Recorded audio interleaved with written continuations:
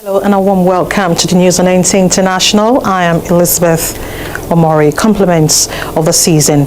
Now let's take a look at our headlines. President Muhammadu Buhari signs 2021 appropriation bill into law, assures Nigerians a greater future. African leaders set for takeoff of a great continental free trade area. Plus, expectations high as nations of the world look forward to the new year.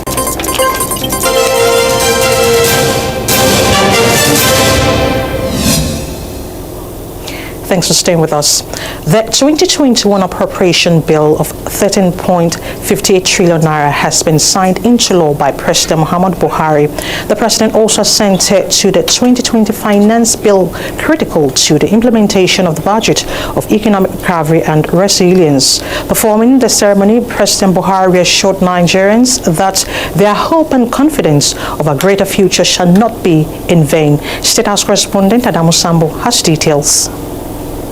Flanked by Vice President Yemi Oshibanju and presiding officers of the National Assembly, amongst others, President Muhammadu Buhari signs the two critical money bills into law to enable the implementation of the 13.58 trillion naira 2021 budget beginning January the 1st.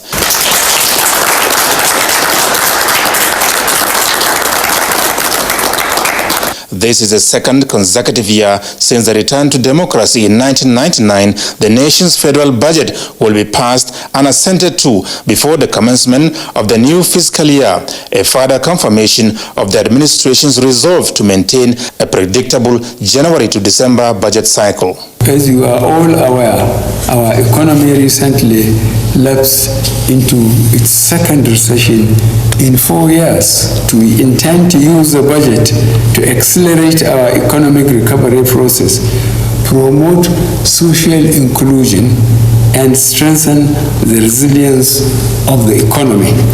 Ministries, departments, and agencies are hereby directed to redouble efforts towards implementation of their programs and projects in ways that promote the greater public good.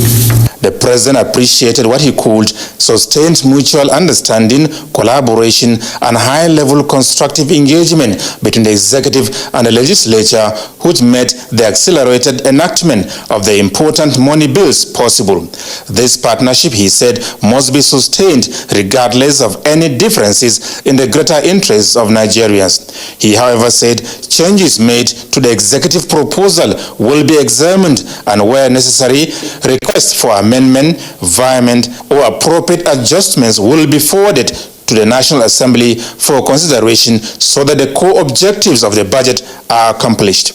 The 2021 budget is very critical to the delivery of the legacy projects of our administration. I also expect that the 2021 budget will stimulate domestic economic activities and create employment opportunities, especially for the youth. Relevant agencies are to ensure the realization of our crude oil production and export targets. Heads of defaulting agencies are hereby warned that they will be severely sanctioned.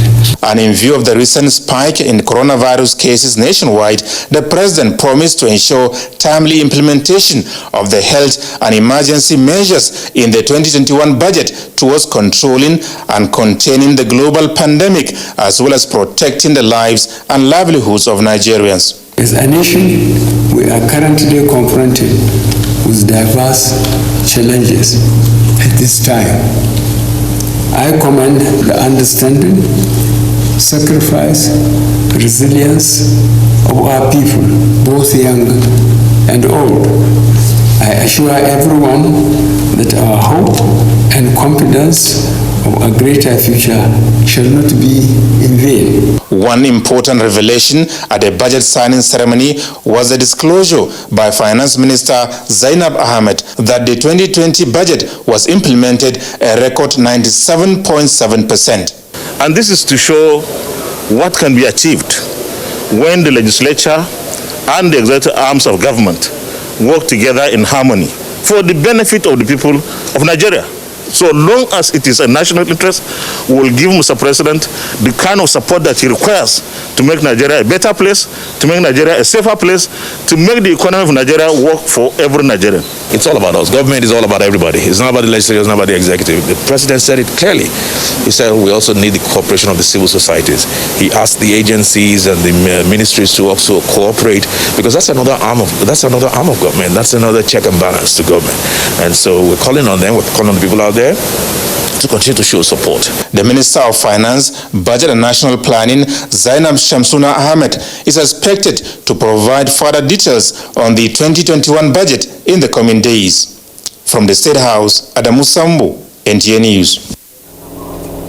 And with us in the studio to speak on the outlook of the 2021 budget is Chairman Kalpilin Beans Farmers Processors and Marketers Association, Shita Mohammed Kabir. Mr. Kabir, it's nice to have you in our studio. Good evening. Thank you. All right, sir. 2021 budget appropriation bill has been signed by the president into law. What is the outlook going to be like? Let's hear from you. First of all, we need to commend Mr. President for the second consecutive year that he has been signing the bill at appropriate time. So we commend the government for that. Secondly, this is, I would say, a budget of hope, especially if you look at the budget, the farmers, I believe, is going to promote a lot of farming activities, and that is what the country needs now. And a lot has been put. In fact, you can see that even yesterday, he has ordered Naseni to also make sure that all the tractor for refurbished are taken to the farmers.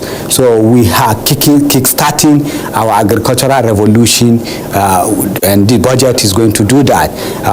The budget, you can see that it has over 4 trillion as the capital expenditure, and the current, which is 5. And I believe with this amount of money, and if you look at the budget that is going to agriculture and the parastatals that related to agriculture and industrialization, I want to say I'm getting more hope this year. Okay, it's interesting that you're looking towards the direction of food sustainability. Well, looking at the sectoral spread of the budget, do you think it is capable of improving the standard of living of Nigerians? We believe, we have hope. I've gone into the budget. I've reviewed it before, after when the joint house, the Senate and the Rep signed it, and I've seen what is there. I believe at the middle of the year, Nigeria will see different way of implementing budget, and they have given a standing order or matching order, I would say, to all parastatals to make sure that it's something like is done. And I want to let Nigerians also know that NALDA has come on board, National Agricultural Land Development Authority. So Nigerians will take this advantage with the money the funding going there to clear our bush and increase our agricultural activities in the rural area. So especially with the young ones, it's a big hope for us. The budget is a budget of hope, and I believe we'll kickstart the economy in a better way, and we'll soon go out of the recession. That I believe. You said it's the budget of hope. So what is it in it for growing businesses? You see that if you invest in agriculture the way this government is going to invest in agriculture now, we are not only talking of growing food, we are not now talking of processing of this food, and then mechanization. These are 3 aspects of what gave me hope, because if we start the mechanization, you find out that more youth will go into the farming.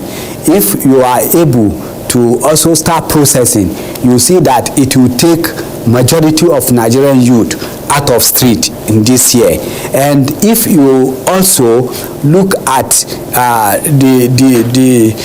what the president has put as marching order to the parastatals, he said that this budget must start implementation as from tomorrow, which is the 1st January.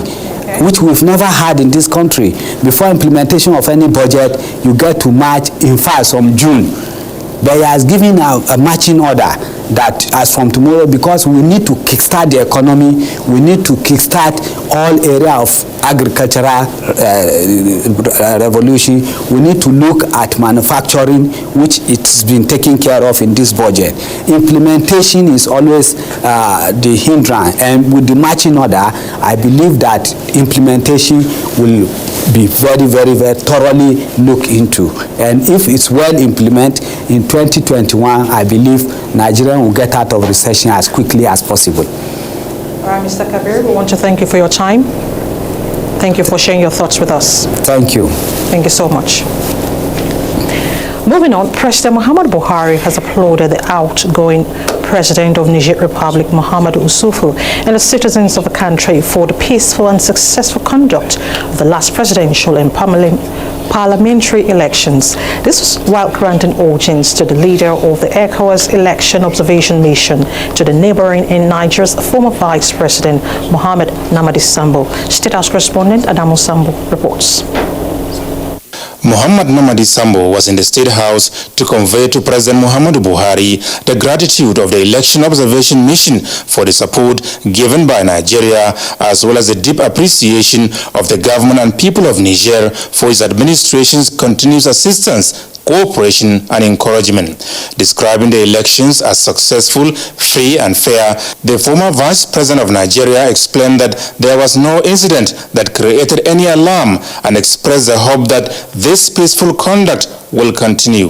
For President Muhammadu Buhari, the Nigerian leader Muhammadu Isufu deserved to be congratulated on how he organized and conducted the elections.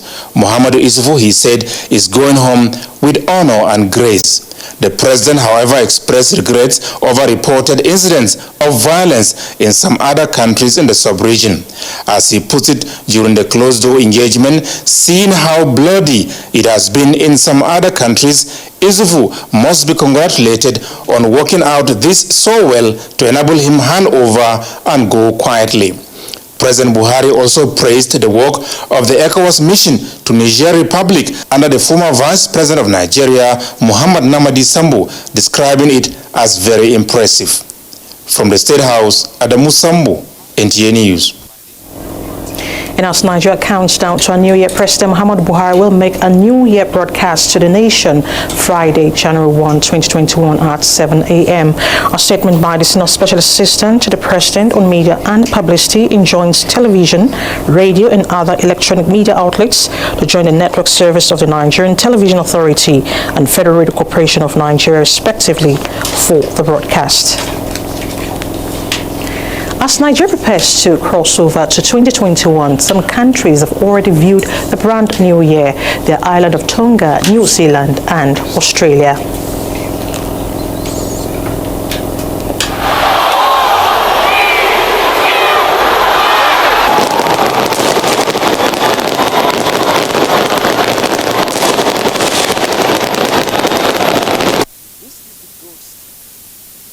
Tonga, the first place to ring in the new year, celebrated at 10 a.m. GMT on December 31.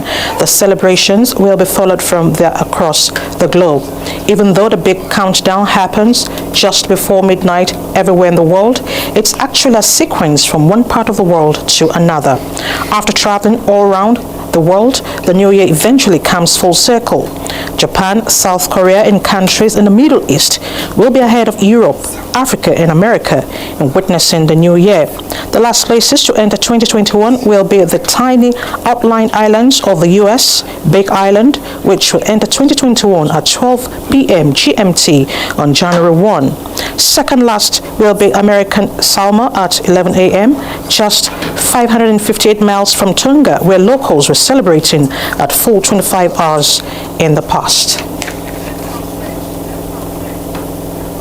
You're watching the news on NTA International. Let's take a breather. More reports ahead when we return. Do stay with us.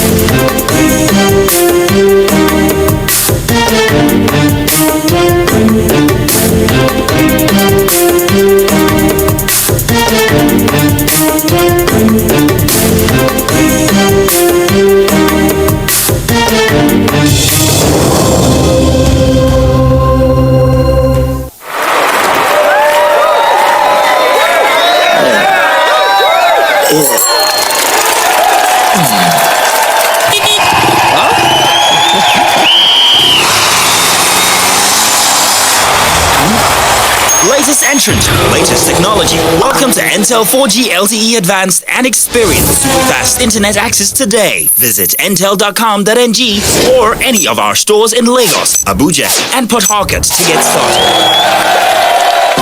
Intel. Live more. Thanks for staying with us.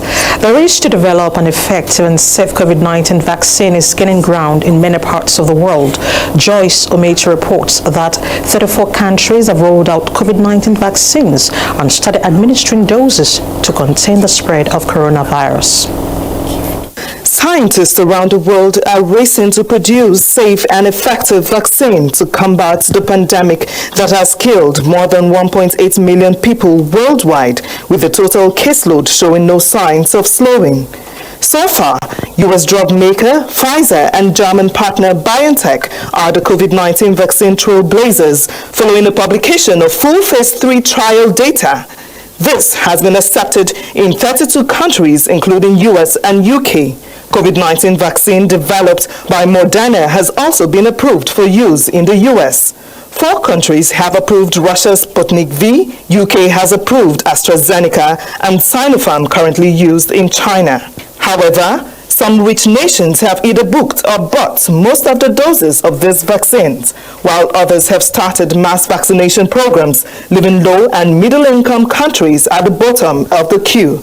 Britain was the first to approve a shot for emergency use, trailed by Canada and the United States. Several other countries, including Saudi Arabia and Guinea, have also started mass vaccination programs. Global concerns about COVID-19 vaccine side effects are on the rise. As precautionary measure, health officials have advised to those with a history of significant allergic reaction not to take the Pfizer-BioNTech jab. In Africa, many countries are relying on COVAX, a global COVID-19 allocation plan co-led by the World Health Organization, which is working to lower prices for poor and middle-income countries. The continent's disease control agency urges pharmaceutical companies to sell COVID-19 vaccines to African countries at discounted rates and allow local production to potentially cut costs. Meanwhile, Nigeria expects to receive its first doses in January 2021. Health Minister Osage Ehanire said that the country has an operational group in place to handle vaccines.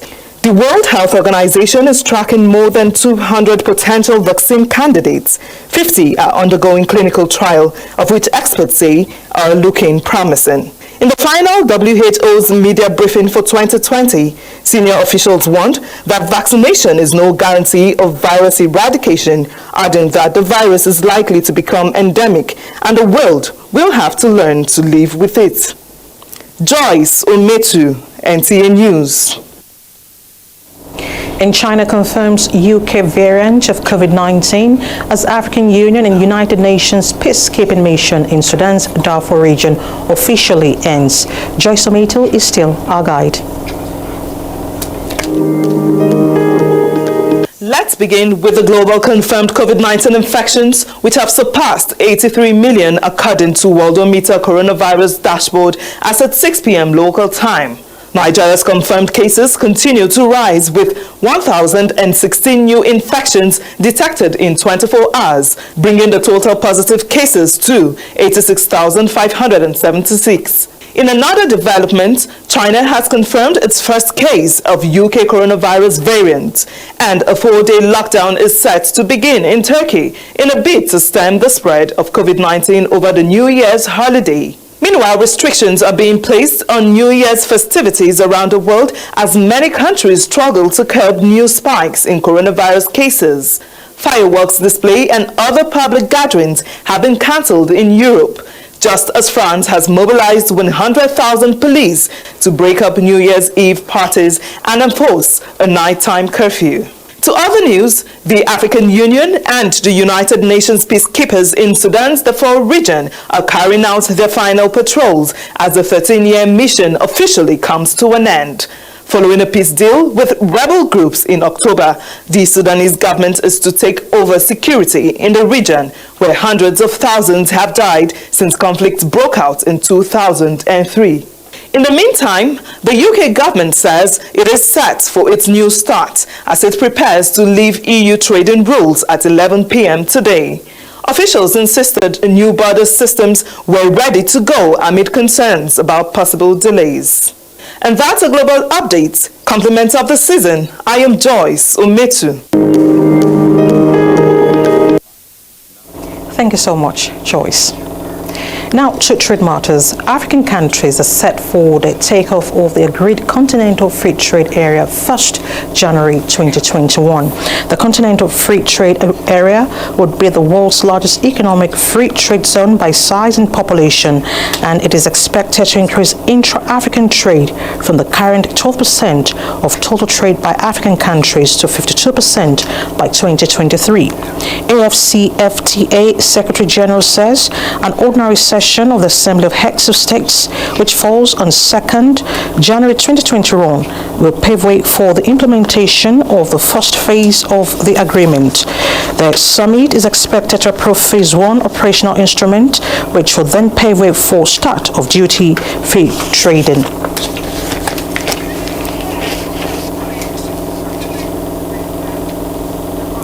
And talking security now, the Armed Forces of Nigeria has between 18th March and 30th December 2020 neutralized 2,403 criminal elements across the country. This is in addition to scores of other terrorists and armed bandits killed by airstrikes during the period. Coordinator Defense Media Operations Major General John Enenche disclosed this at the end of the year media briefing in Abuja. Francis Fong reports. Within the periods under review, troops engaged in series of land, maritime and air operations involving kinetic and non-kinetic approach. The coordinator of Defense Media Operations says these operations resulted in the rescue of 864 kidnapped victims and a recovery of 9,684,797 liters of stolen automotive gas oil, popularly called diesel. 33,516,000 of DPP, among others. And then, yes, it is good to point out here that 1,910 criminals were arrested, majority of them under investigation, and at the end of the investigations, some appropriate judicial processes have commenced, and others will commence on completion of investigation, of which we always fully. General Enenche attributed the successes recorded to the commitment and determination of the gallant troops. We will continue to sustain the offensive and will not relent until peace is restored to every troubled zone in Nigeria. The military high command commended Nigerians for their support and solicited further cooperation in providing credible information that will facilitate proactive engagements in the coming year. In Abuja, Francis from NTA News. Still in security, the Air Task Force of Operation Lafia Dole has neutralized several Islamic State of West African province elements and destroyed their hideouts on the fringes of Lake Chad in Borno State. Defense Media Operations Coordinator Major General John Enenche says this was achieved through airstrikes executed on the 30th of December 2020 after a series of aerial surveillance missions indicated that the location camouflaged under dense vegetation was being used as a a staging area where some ISOP leaders and the fighters planned and launched attacks. Nigerian Air Force fighter jets and helicopter gunships attacked the location, destroying some structures and neutralizing several of the ISOP fighters. ISOP survivors were hit by a second wave of rockets and subsequently mopped up. And security operatives have recorded another success in the fight against banditry and other crimes along the Abuja-Kaduna highway. Haruna Mohammed reports that 9 suspected cattle rustlers were neutralized by the operatives along the road. Kaduna-Abuja highway was for some time a nightmare for motorists on account of high rates of kidnapping, banditry and cattle rustling along the road. Security operatives have made frantic efforts to bring the situation under control. The recent breakthrough was an encounter between security operatives, some bandits and cattle rustlers. Our eyes are not off the road and other strategic locations, meaning that security agencies are not only on the road, they are also carrying out vigorous and aggressive fighting patrols to hide out where the bandits are located. The Kaduna State Governor Nasir Ahmed El-Rufai congratulated the troops on the successful operations, urging them to sustain the offensive against criminals. In Kaduna, Haruna Mohammed, NTA News. Let's now join Kene Imagudike for a review of Nigeria's sports in 2020.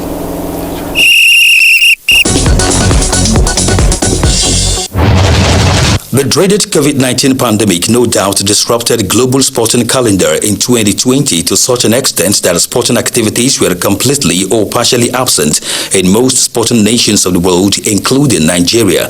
Major scheduled competitions were cancelled, and the few that were held featured no fans or spectators amid strict adherence to COVID-19 safety protocols. However, in the face of the challenge, some notable achievements were recorded in the sector in Nigeria and by Nigerians within and outside the nation. Recall that in August, the Federal Ministry of Youth and Sports Development released the 2020 Draft National Sports Industry Policy to the general public for review and necessary input. The process, which is ongoing, will eventually culminate in the presentation of the policy for approval by the Federal Executive Council. In November, 8 basketballers of Nigerian heritage met the NBA draft peak, surpassing the 5 in 2017. 2 of them, Isaac Okoro and Onyeka Okongo, were drafted in the first round, while Precious Achungwa, Zeke Naji, Udoka Azubike, Desmond Bain, Daniel Oturu and Jordan Nwora were also drafted. Still on basketball, the D-Tigers ended their FIBA AfroBasket 2021 first-round qualifiers with a perfect record in Kigali, Rwanda, alongside Senegal, Tunisia, Egypt and Cote d'Ivoire. In boxing, Anthony Joshua successfully defended his WBA, IBF, WBO and IBO titles against Bulgaria's Kubrat Pulev on December 12 in London, while Efe Ajawa overcame his American opponent Jonathan Rice in a keenly contested bout in Las Vegas